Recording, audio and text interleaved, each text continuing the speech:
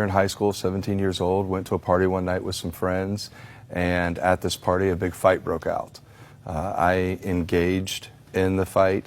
3 days later, the sheriff down in Florida showed up at my parents' home with a warrant for my arrest. One of the teens that I'd hit during the fight had slipped into a coma. My father went and turned me in, and I sat in jail for 3 months my senior year in high school, waiting to find out if this young man was going to live or if he was going to die, waiting to find out if they were going to charge me with murder or attempted murder. I called home after 90 days. My mom answered the phone crying, and she said, "Son, he came out of the coma. He's going to live. He's going to be okay." And it was the best news I'd ever heard in my life. But when I travel and speak at the high schools and the middle schools, I always try to impart on our youth that when you make bad choices in life, there are almost always bad consequences that come along with those, and for me, those consequences were going to be great. Why 10 years even after he lived? Like, that seems exceptionally harsh to me.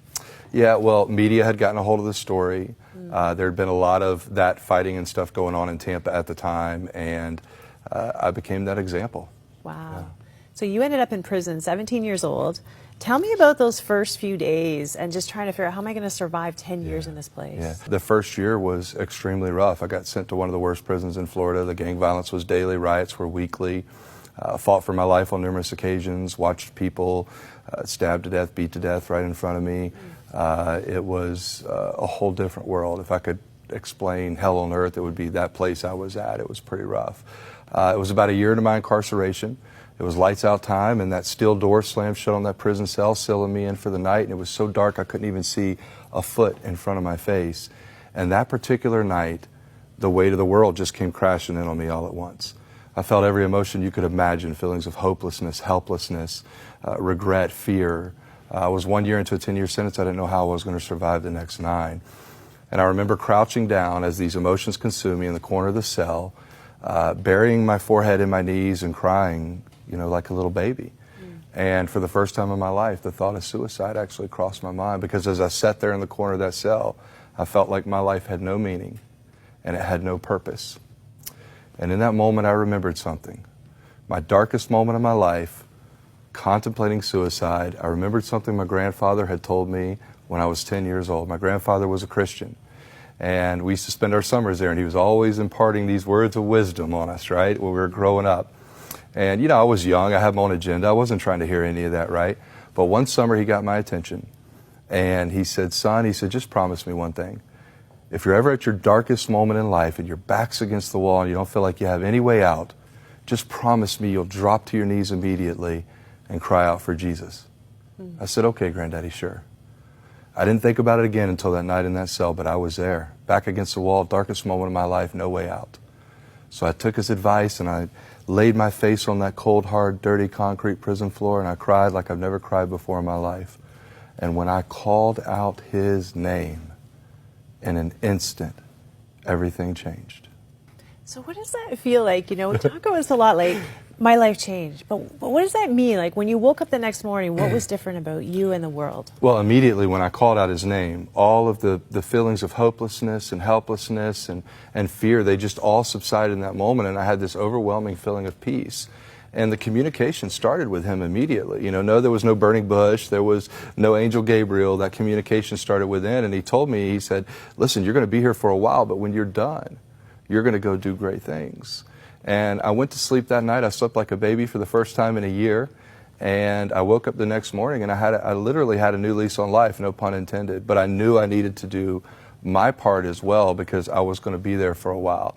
So I began to really dig into the Word. I began to read a lot of self-development stuff, a lot of books, and even started doing some teaching and training when I was in prison with some of the other inmates. So it was pretty exciting. So you get out of prison. This is a tough transition for so many people, but you were able to get some support and chances, which not everyone has. You had a great girlfriend. You got a great job. You're starting to make money. So what happened? Well, God opened some amazing doors, and I walked through them, and I started having success, and I got to a point where I started to lean onto my own understanding of things again. I started to feel like I was in control of my own destiny, and I got caught back up in the world. Having that success and things going well, I was not leaning on God as much as I should have been. And because I started to pull away, I wasn't reading the Word, I wasn't praying like I should be, I wasn't going to church, I wasn't involved in the church. I was slowly but surely just kind of pulling away, and God's voice just got further and further and further away from me. And it wasn't long before it all came crashing down. In a matter of just a few months, I lost my corporate job, a six-figure-a-year corporate job. I started going through a very heartbreaking divorce. All of this happening at once. I began to lose everything. And that situation was more emotionally devastating for me than prison was.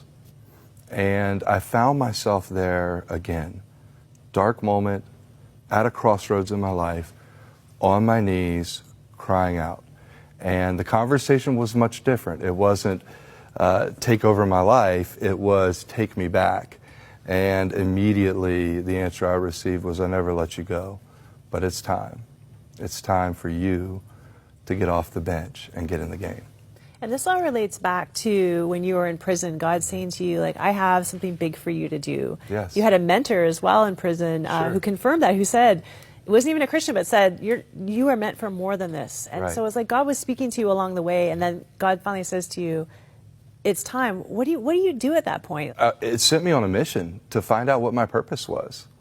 And I started praying. I really started praying about it. I was actually walking through the mall one day, and a woman came by me, and she walked by and she handed me a piece of paper. She made eye contact with me and handed me a piece of paper. And she just kept walking. And I opened up that piece of paper, and on the inside of it, it said, "Be still and know that I am God."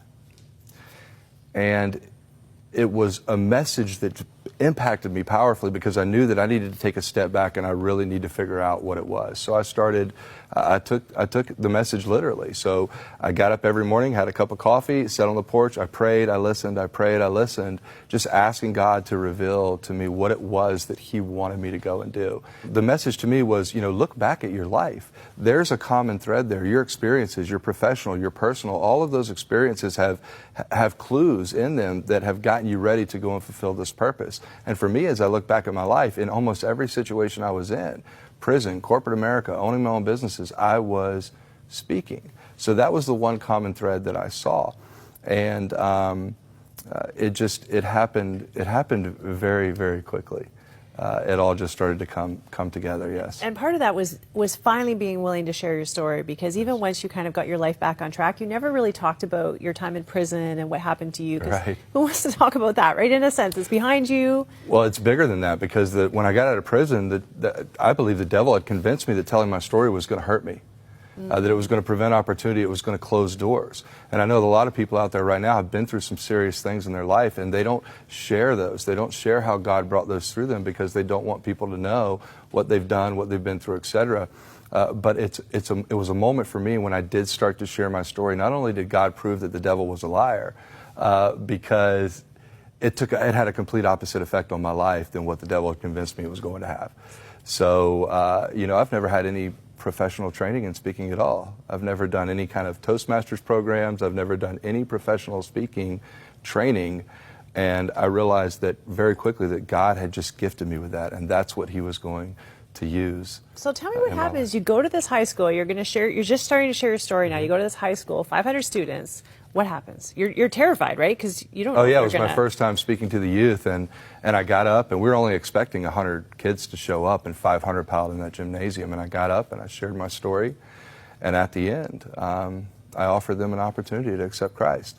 And 250 kids stood up in that gymnasium that day and made that decision. And for me, I don't know, it's a pretty special moment. Steve, there's a lot of people watching who feel like they're disqualified from having a relationship with God, for doing anything in this world, because of what's happened to them, because of the mistakes they've made.